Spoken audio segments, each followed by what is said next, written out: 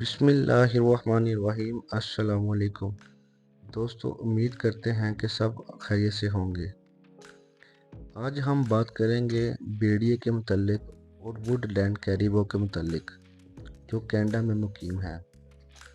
General of ecological applications میں حال ہی میں شائع ہونے والی ایک تحقیق کے مطابق حکومت کے زیر اہتمام بیڑیوں کی کمی کا پروگرام کینیڈا میں بڑے خطرے سے دوچار ہے۔ ووڈ لینڈ کیریبو آبادیوں کی بحالی میں اہم کردار ادا کر رہا ہے۔ کینیڈا، ریاستہائے متحدہ اور نیوزی لینڈ کے 32 سائنٹسٹ کی طرف سے تصنیف کردہ اس تحقیق میں پتہ چلا ہے کہ برٹش کولمبیا اور البرٹا میں جنگلی حیات کے منتظمین نے بیڑیوں کو نشانہ بنا کر اور وائلڈ لینڈ کیریبو کی جدوجہد کرنے والی آبادیوں کی تعداد میں 50% سے زیادہ اضافہ کیا ہے۔ مکمل طور پر بند پیننگ سائٹس کے اندر گائیں اور بیڑیوں کو اضافی خوراک فراہم کرنا۔ جنوبی پہاڑی کیریبو کی کثرت میں 1991 اور 2023 کے درمیان 51% کمی ہوئی اور 37% ذیلی آبادی فعال طور پر ختم ہو گئی۔ مطالعے کا خلاصہ پڑتا ہے کہ بیڑیا میں کمی واحد بحالی کی کارروائی تھی جس نے آبادی میں مسلسل اضافہ کیا۔ جب تنہائی میں لاگو کیا گیا اور زچگی کے قلم یا اضافی خوراک کے ساتھ بیڑیوں میں کمی کے امتزاج نے تیزی سے ترقی کی۔ ووڈ لینڈ کیریبو کی بازیابی شمالی امریکہ میں تحفظ کے سب سے مشکل چیلنجوں میں سے ایک ہے، کیونکہ منفرد انگولیٹس کو زندہ رہنے کے لیے بلا تعطل بوریل جنگل کے بڑے حصے کی ضرورت ہوتی ہے۔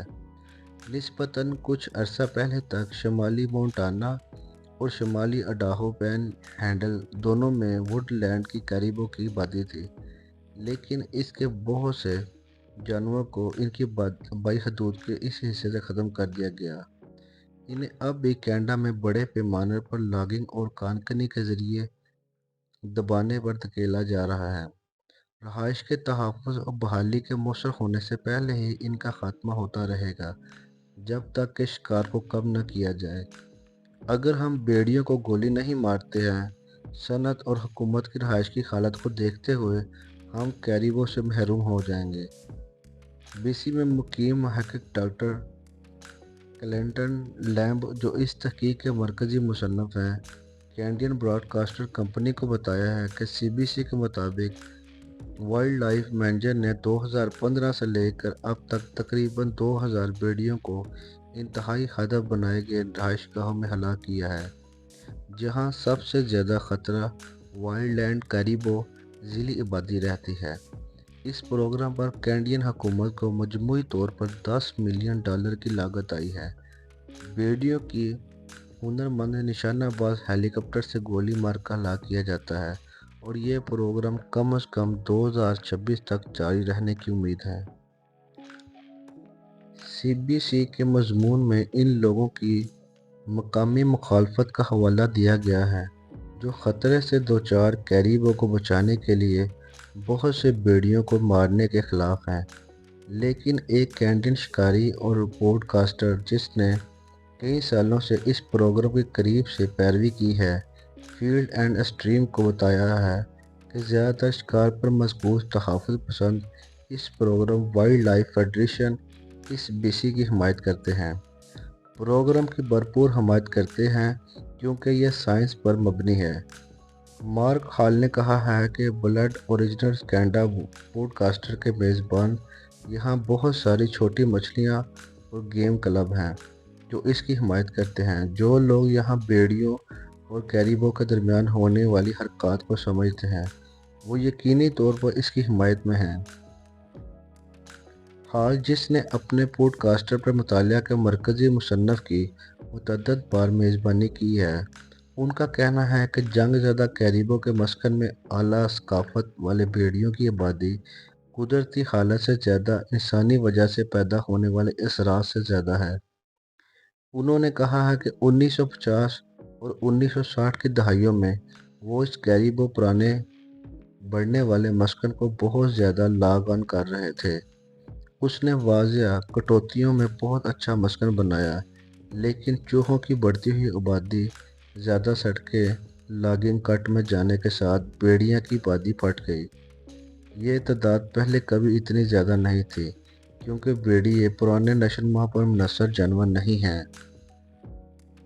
ہال کا کہنا ہے کہ چونکہ ووڈ لینڈ کیریبو بھیڑیوں کی زیادہ تعداد کے ساتھ ساتھ تیار نہیں ہوا تھا، اس لیے ان کی رہائش گاہ میں بڑے گوشت خوروں کی بڑی موجودگی آبادی میں مسلسل اضافے کے لیے ایک سخت حد تک محدود کرنے والا عنصر بن گیا ہے، جو انہیں معدومیت کے قریب دھکیل رہا ہے۔ اور جبکہ مدر کیریبو اور ان کے بچوں کے لیے ٹارگیٹڈ والف کو مارنے اور اضافی خوراک کا مجموعہ انواع کو مکمل طور پر مارنے سے روک رہا ہے، یہ طویل مدتی کے لیے ایک مثالی حل نہیں ہے۔ ان رپورٹر کے مستقبل میں بڑھنے اور ان کی تعداد میں واپس آنے کے لیے ان کے لیے پرانے نشو و نما کا مسکن ہونا ضروری ہے، لیکن وہ اب اس پرانے نشو و نما کے مسکن کو لاگن کرنا جاری رکھے ہوئے ہیں، جس کا مطلب ہے کہ یہ ریوڑ اپنی جگہ پر واپس آ جائے، لیکن وہ اب اس پرانے نشو و نما کے مسکن کو لاگن کرنا جاری رکھے ہوئے ہیں، جس کا مطلب ہے کہ یہ ریوڑ اپنی سابقہ حالتوں کو بحال کرنے کے قابل نہیں ہوں گے۔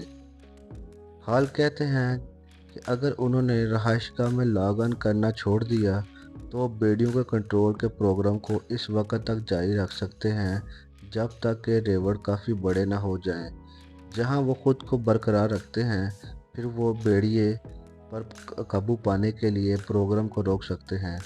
اس بار جب کیریبو والف ڈائنامک واپس آ جاتا ہے جہاں وہ ہزاروں سال پہلے رہتا تھا۔